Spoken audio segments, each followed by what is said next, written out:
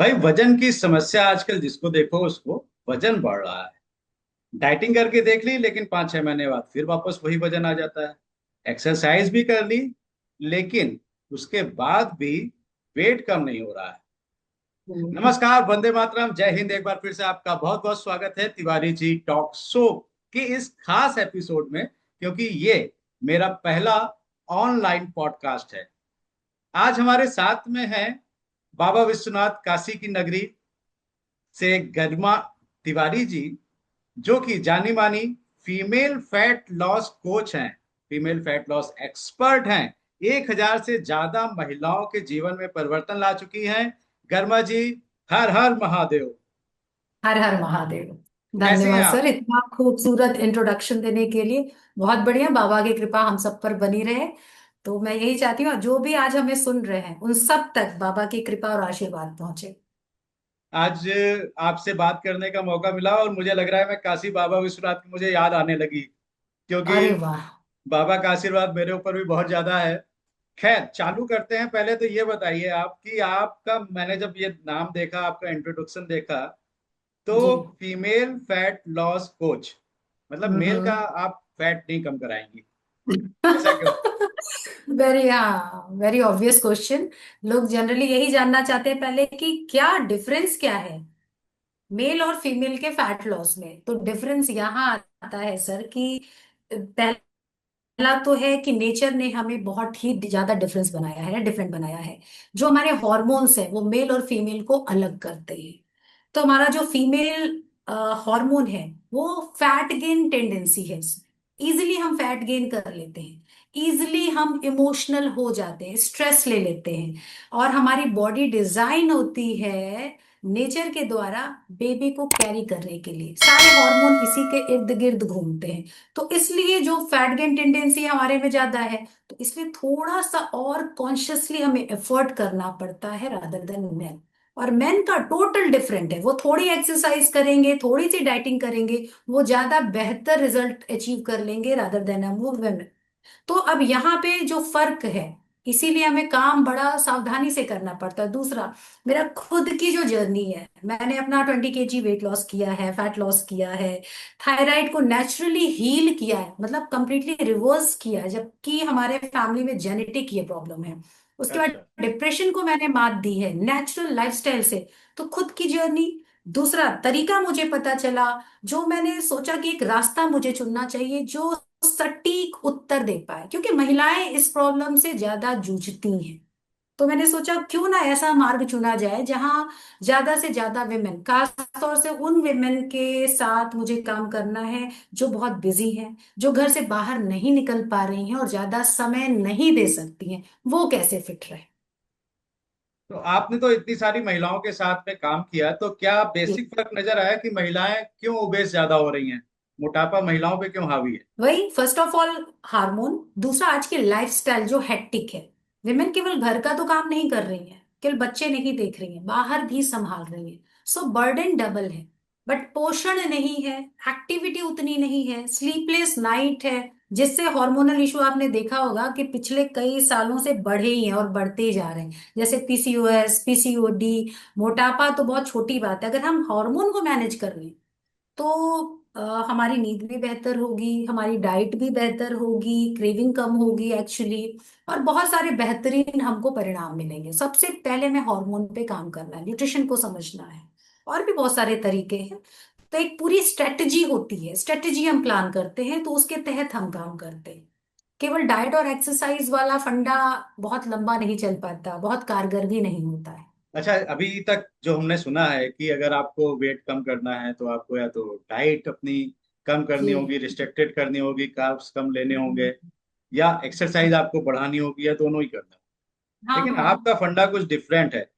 तो आप जी कैसे कम कराती हो वेट? सर, मैं आपको बताऊं, जब मेरा फैट गेन हुआ तो सालों तक मैं भी जूझती रही, क्रैश डाइटिंग, बहुत सारी एक्सरसाइज, और ये वर्क नहीं करता था।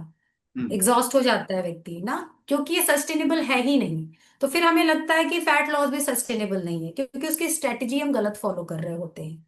सो मैं कराते सर 7 पिलर स्ट्रेटजी हम फॉलो करते हैं, जिसमें हमारा न्यूट्रिशन होता है पहला पिलर, जिसमें हम बताते हैं कि क्या खाना है, कब खाना है और कैसे खाना है। तरीका क्या होता है, डेफिशिएंसीज को कैसे हमें टारगेट करना है, वो साइन होती है कि बॉडी में कुछ कमी है आपके। सो वहां हम काम करते हैं। सेकंड पिलर है हमारी फिजिकल एक्टिविटी और रिकवरी, जिसमें हम एक्सरसाइज के साथ स्टेप काउंट और दिन भर जो घर का काम है, जैसे और भी एक्स्ट्रा अदर एक्टिविटी जैसे गार्डनिंग हुई, स्टेयर्स चढ़ना उतरना हुआ, ये सारे हम इनकलकेट कराते हैं लाइफस्टाइल में, ताकि आप इसके अलावा भी इजिली फैट बर्न कर पाए। उसके साथ रिकवरी की बात आती है। बहुत सारे क्लाइंट आते हैं जो सातों दिन एक्सरसाइज करते रहते हैं, तो ये भी गलत है, क्योंकि आपने अपनी बॉडी को रिकवर होने का समय ही नहीं दिया। अच्छी नींद नहीं होती है, 12-1 बज जाता है सोते हुए, और सुबह फिर फटाफट काम पर निकलना होता है। तो ये सारे तरीके हम उनको समझाते हैं कि ये राइट प्रैक्टिस नहीं है। धीरे धीरे ही सही आपको किस तरह से अपने आप को रिकवर होने का मौका देना चाहिए। सो स्लीप को हम उनके बताते हैं कि कैसे आपको प्राथमिकता देनी है। रिकवर आप कैसे खुद को कर सकते हैं, तो केवल और केवल हम 5 डेज ऐसे जनरली एडवाइस करते हैं एक्सरसाइज करने की, और 2 डेज इन अ वीक हम सोचते हैं कि वो रिकवर करें, जिसमें आप मसाज कर सकते हैं, आराम से लेट सकते हैं, एक अच्छी नैप ले सकते हैं। बहुत सारे और भी तरीके होते हैं। तीसरा है हमारा गट हेल्थ। गट हेल्थ पे हम काम करते हैं, जैसे कि अगर आपका गट नहीं अच्छा है तो कितना भी अच्छा खाना खा लीजिए, वो आपको डाइजेस्ट नहीं होगा, उसका पूरा पोषण आपका बॉडी नहीं ले पाएगा। सो वहां भी काम करना बेहद जरूरी है। तो नेचुरल तरीकों से डाइट के थ्रू, फास्टिंग के थ्रू हम उनके गट हेल्थ को इम्प्रूव करते हैं। नेक्स्ट आता है हमारा हैबिट फॉर्मेशन। अगर आपने आदत नहीं बनाई है किसी चीज की, तो जब आप हमारा कोचिंग छोड़ेंगे फिर वापस आ जाएगा, तो सस्टेनेबल फैट लॉस या वेट लॉस कैसे हो। तो हम हैबिट पे काम करते हैं, रेगुलरिटी से हमारे पास कम्युनिटी है, उसमें हम उनको जो स्टेप काउंट वो भेजते हैं, चैलेंजेस करते हैं, रेगुलर अपना अपडेट देते हैं मील का, तो इससे उनकी हैबिट फॉर्मेशन में उनको हेल्प मिलती है। तो आदत बनने के बाद क्या होता है, जब आपकी कोचिंग खत्म भी हो जाती है तो उसी आप आदत में रहते हैं और सस्टेनेबल वेट लॉस या फैट लॉस कर पाते हैं। तो ये सारे तरीके, स्ट्रेस को हम मैनेज करना सिखाते हैं थ्रू द ब्रीदिंग प्रैक्टिसेस कराते हैं, योगा कराते हैं, मेडिटेशन कराते हैं, और ये सारी तरीकों के द्वारा हम उनका स्ट्रेस मैनेज करते हैं, उनका रूटीन सेटअप करते हैं, उनकी हेल्प करते हैं कि किस तरह से आपकी डाइट, आपका एक्टिविटी किस टाइम पर और कैसे होना चाहिए, जो आपके रूटीन के हिसाब से हो, और आपका स्ट्रेस भी आपको ज्यादा ना हो। जैसे कि वर्किंग वुमेन आती हैं, तो उनका क्या होता है कि मील प्लान नहीं कर पा रही हैं या खाना बनाने का टाइम नहीं है, तो हम वहां भी उनकी हेल्प करते हैं, क्योंकि ये हमारा होलिस्टिक अप्रोच है। केवल हम फिजिकल एक्टिविटी और डाइट पे नहीं फोकस रहते हैं, तो ये सारी चीजें हम उनको हेल्प कराते हैं करने में। तो इस तरह से 7 पिलर स्ट्रेटजी को हम फॉलो करते हैं और उन्हें हेल्प करते हैं। इसमें एक आता है एनवायरमेंट। अब एनवायरमेंट में क्या होता है, क्लाइंट थी हमारी, तो जनरली हमारा स्टेटस चेक करती थी, और फिर भी वो ज्वाइन नहीं कर पाती थी, बहुत उनका मन था, फिर भी रीजन क्या था कि उनकी फैमिली में सब लोग ओबीज थे। तो उन्हें ये लगता था कि 25-30 तक शुगर होना, मतलब डायबिटीज होना, थायराइड होना बहुत ही नॉर्मल सी बात है। तो धीरे धीरे उनका ब्रेन वॉश हुआ, वो समझ पाए कि नहीं, ये तरीके, ये जो लोग हैं मेरे आसपास, वो उसका रीजन है। तो एनवायरनमेंट भी आपके हेल्दी होने, अनहेल्दी होने पर भी ज्यादा डिपेंड करता है कि किस तरह से क्या आपका अप्रोच होगा। अगर आपके आसपास, अगर लोग हेल्दी प्रैक्टिस कर रहे हैं, सैर पर जा रहे हैं, कुछ हेल्दी खा रहे हैं, तो आप पर उसका असर पड़ता है। तो मैं चाहती हूँ कि अगर लेडी अगर ये काम करती है घर की, तो बहुत आसानी से वो सबको हेल्दी रख सकती है, क्योंकि लेडी जनरली खाना कुक करती है या बच्चों पर उसका ज्यादा प्रभाव पड़ता है। तो अगर लेडी, अगर घर की, बोलते हैं ना, अगर पढ़ी लिखी औरत है तो कई पीढ़ियां उसकी पढ़ लिख जाती हैं, उसी तरह लेडी हेल्दी है तो कई पीढ़ियां भी उसकी स्वस्थ हो जाती हैं।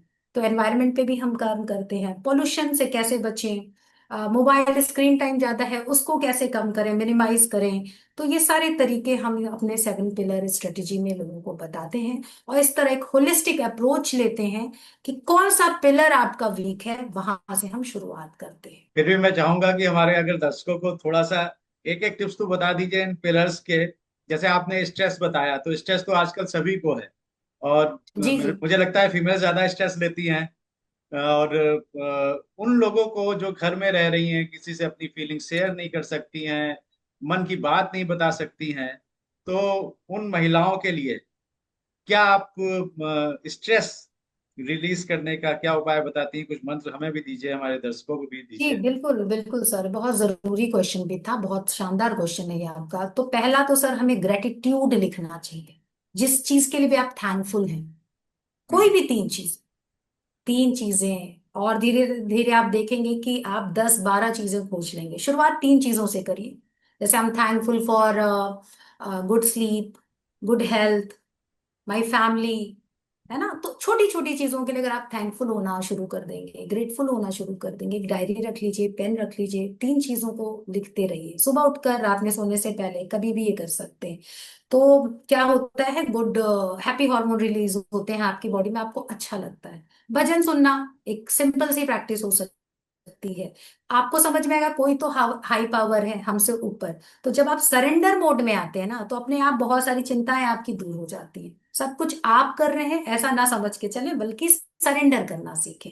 जिस भी रिलीजन में आप बिलीव करते हैं, जिस भी हाई पावर में आप बिलीव करते हैं, तो थोड़ा सरेंडर मोड में भी आना आपको वरी और जो बोला आपने स्ट्रेस से दूर रखता है।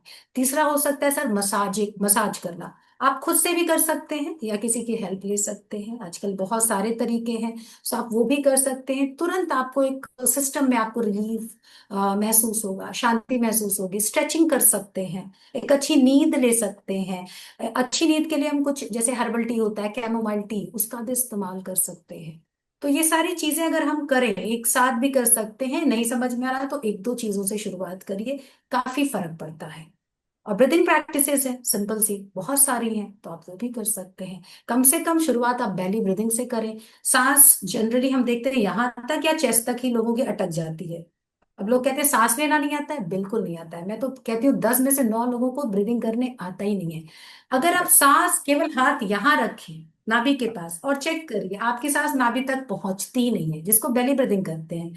तो अगर आप वही प्रैक्टिस करना शुरू कर देंगे, तो अभी के अभी आपको बहुत ज्यादा स्ट्रेस से मुक्ति मिल जाएगी। करके बता दीजिए। बिल्कुल।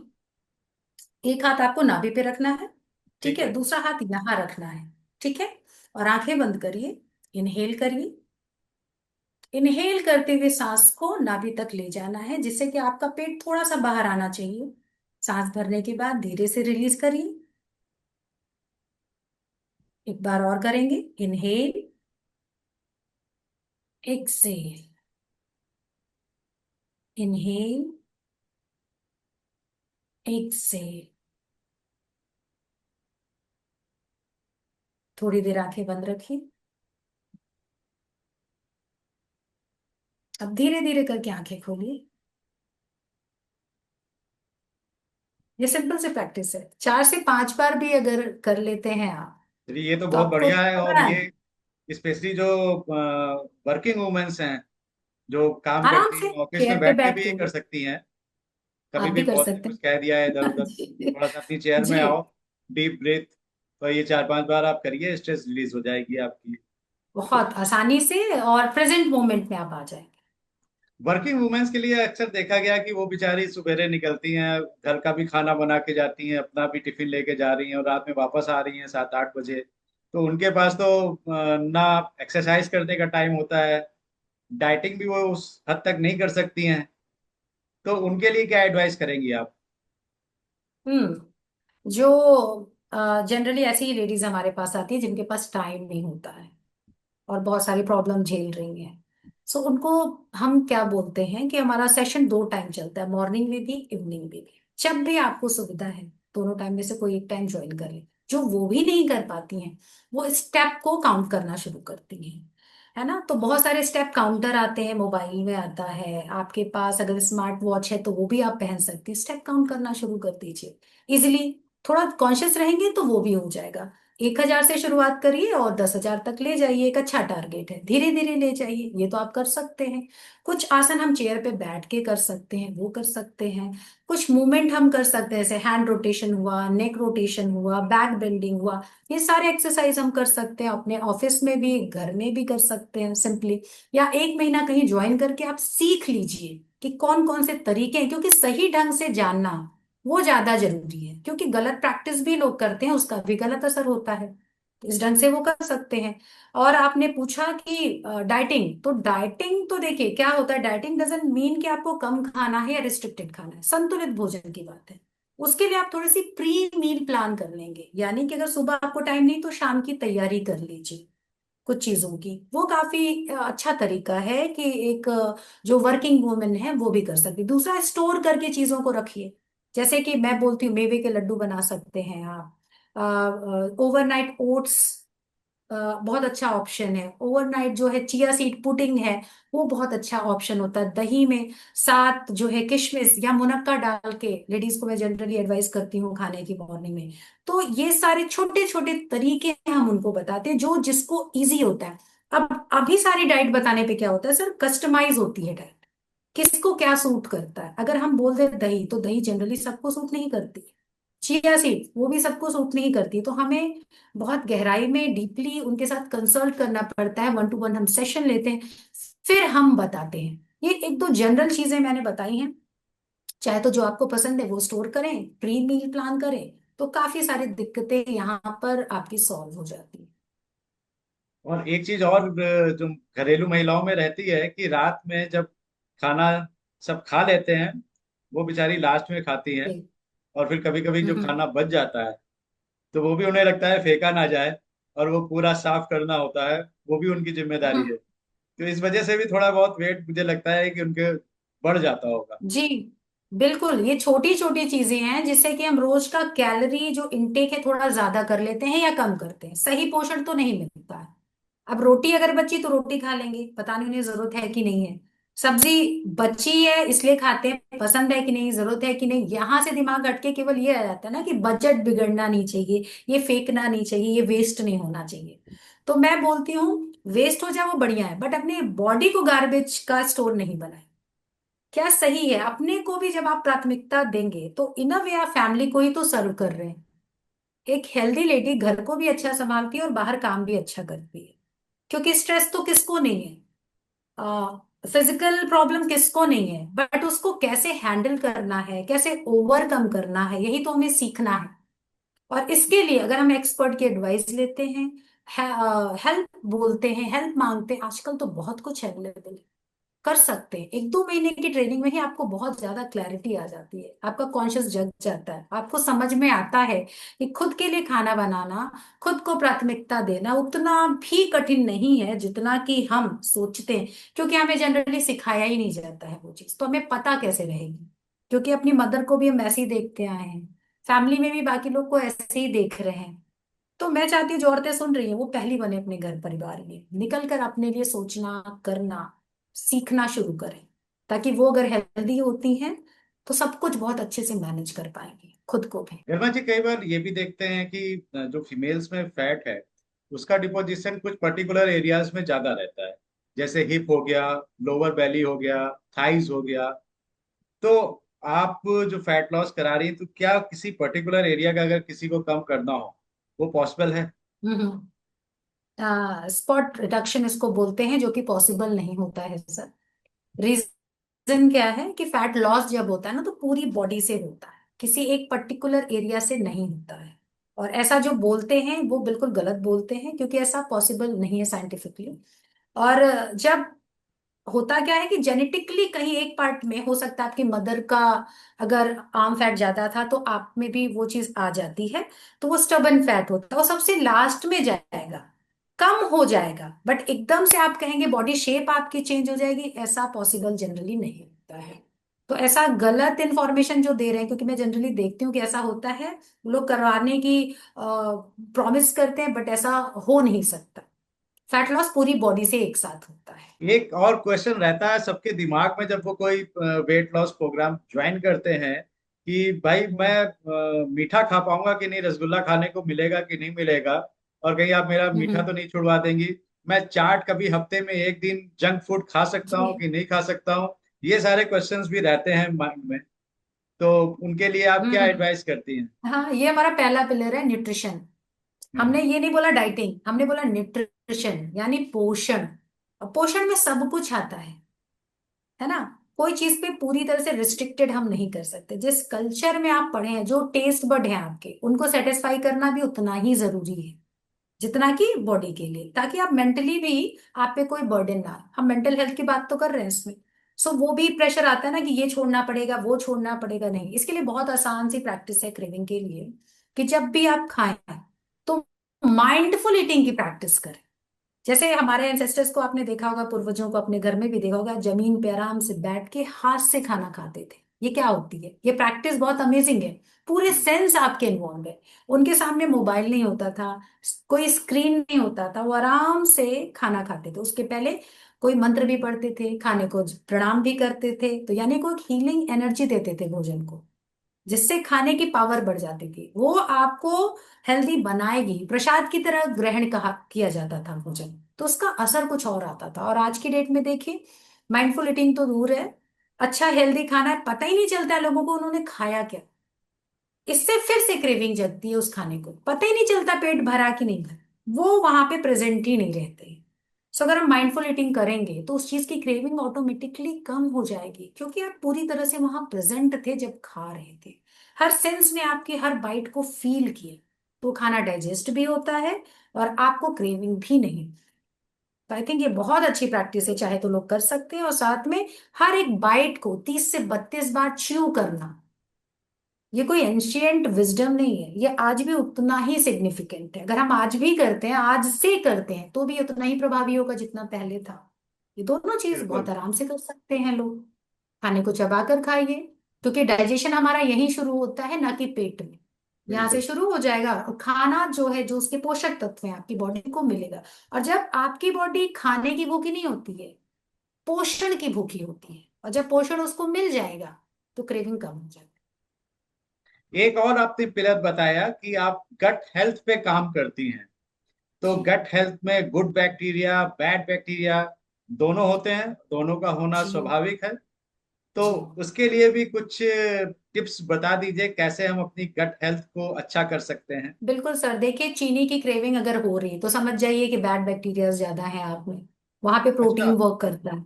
यस, ओ, चीनी की क्रेविंग लोगों को जनरली होती है, या मुझे भी ओवर होती है। ईटिंग।